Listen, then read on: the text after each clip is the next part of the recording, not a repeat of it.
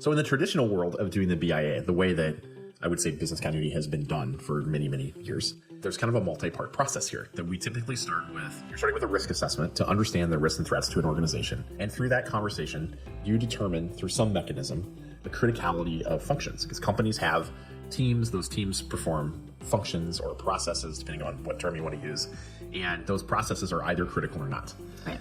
Companies define what is and is not critical. For example, in the world that I grew up in with BC, a function that needed to be recovered within 30 days was a critical function. Everything else wasn't, but we have lots of different definitions as to how you get there. We would typically do a survey or some type of mechanism in a tool like Archer or Fusion or LDRPS or something that allows us to capture enough detail to understand whether or not this process is critical or not.